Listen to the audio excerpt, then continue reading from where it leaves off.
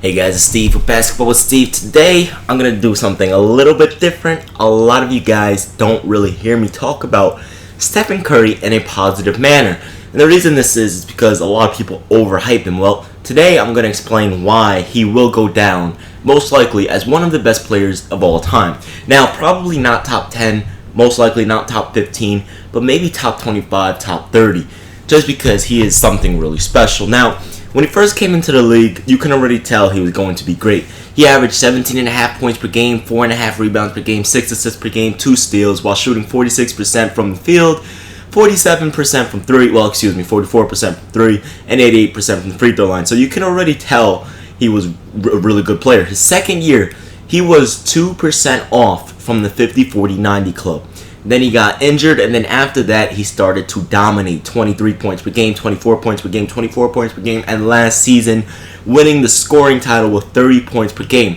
Now, he is already a 3-time All-Star, 2-time NBA MVP, and the reason why being a 2-time NBA MVP is so special is because he's already 5th all-time in the most MVPs in NBA history.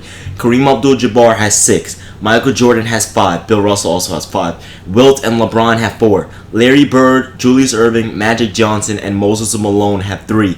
Stephen Curry, Mel Daniels, Tim Duncan, Karl Malone, Steve Nash, and Bob Pettit have 2. That is some really exclusive territory that Stephen Curry is in. He is in the same conversation in terms of MVPs as Tim Duncan, as Steve Nash, as Moses Malone, as Karl Malone. That's crazy. He's only one behind Magic Johnson, Larry Bird, Dr. J. That's crazy. That's crazy talk. He is ahead of Kobe Bryant, and Kobe Bryant is one of the best players in NBA history.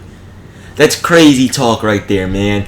And like the thing about Stephen Curry, he's been to the finals twice. He already won the finals once. Now, this is the thing with Curry. He was put in a very lucky situation. Now, a lot of players, and this is why I say like some players get lucky, some players don't. Like Carmelo Anthony is just unlucky. Like why the hell would the Pistons draft Darko Milicic over fucking Carmelo Anthony? Like that does not make any sense. That's crazy, man. Like that's bananas. Melo just won the Syracuse national title, and yet he gets drafted 3rd to Denver, not 2nd to Detroit. That's crazy. So that's what I'm talking about with unlucky. Because like if Melo got drafted to Detroit, he'd be a multiple-time champion. And with Stephen Curry, he got drafted to the Golden State Warriors, and then Stephen Curry and then Klay Thompson also got drafted there. Draymond Green also got drafted there. It's just like the perfect storm. And then on top of that, his legacy will not be tainted because he didn't leave his team. Kevin Durant left to play with him. It's the same thing with Dwyane Wade, the Dwyane Wade and LeBron scenario. It's the same thing.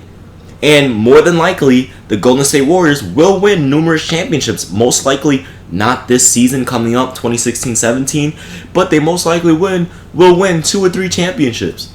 And that will equate to 3 or 4 for Stephen Curry. And again, he will be leading the charge, him and Kevin Durant. So I mean, when it comes down to that, it's just like the more you think about it, it's just like, wow, this guy's amazing. He's the best shooter in NBA history. He can take you off the dribble. He can boogie on you. He'll dance on you. Allen Iverson loves him.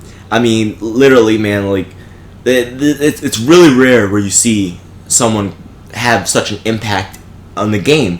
And Stephen Curry has the most impact on the game since Allen Iverson. And I'm not saying Stephen Curry is a cultural icon like AI is, because AI not only impacted the game on the floor, but he also did off the floor because he was such a cultural icon. But what I'm saying is Stephen Curry changed basketball. He made the NBA a shooter's league. He made it where it doesn't matter how tall you are, how strong you are, how athletic you are. You can shoot the ball. You're gonna be beast. And that's what basketball is now. And people, when they shoot a fucking paper ball in a garbage can, they don't say Kobe. They say Curry now. It's crazy. I grew up saying Kobe, and now people are saying Curry. It's really crazy. And not only that, he's an amazing scorer, an amazing talent. He needs to still improve slightly defensively. He needs to, show up more in big time moments. Like 2015 finals, he didn't play too well. They still won, and that was only because the Cavs were injured. But even if he didn't go through that, the win there, and even if he didn't win last year. That would be 2 L's in a row. They still had the best record in NBA history, and Kevin Durant more than likely still would have went there. And I mean, just an incredible talent, honestly. And it's weird because you guys rarely hear me talk about Stephen Curry in a good way. That's because most people, like, they overhype things. Like, some of these people are comparing Stephen Curry to, like, Michael Jordan or to, like, LeBron or to Kobe. Like, okay, I can understand comparing him in terms of most valuable player award numbers, but in terms of saying Stephen Curry's better than those 3 players already, there's no way in hell. And I don't think he ever will be better than Jordan or LeBron or Kobe or Larry Bird or Magic, but he will be one of the best players ever, top 25. So I mean, he's an incredible talent, and I know it's weird, like, hearing me talk about it. It's weird talking about it, but I mean, I can't sit here and lie to you guys and say Stephen Curry sucks, because he obviously doesn't. The dude's a 2-time MVP, and he's only been to the All-Star game 3 times. It's crazy, man. And honestly, if he didn't have that injury setback, he could have been doing this a few years ago. It's crazy. So I can't wait for the future, what Stephen Curry has for the future with the league.